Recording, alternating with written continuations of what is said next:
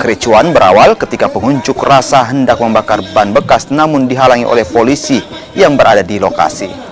Aksi saling dorong antara pengunjuk rasa dan polisi tak terhindarkan.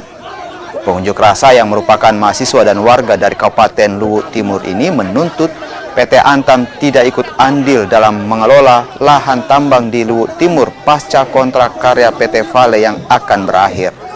Pengunjuk rasa meminta kepada Presiden lahan tambang seluas 6.800 hektar seharusnya dikelola oleh Perusda atau BUMD.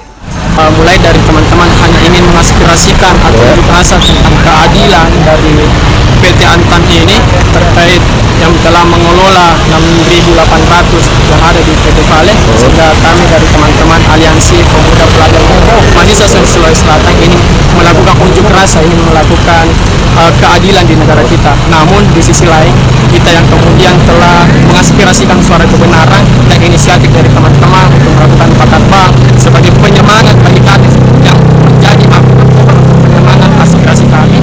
Namun di sisi lain ada aparat kepolisian yang kemudian menghentikan daripada gerakan kami, dalam artian ya mengintervensi kegiatan kami yang telah terkonsolidasi, dan bukan hanya mengintervensi dalam hal dia menghentikan sejenak, namun dia melakukan perlawanan atau memancing daripada emosi dari teman-teman, sehingga dari situ terjadi pergesekan-pergesekan antara aparat dan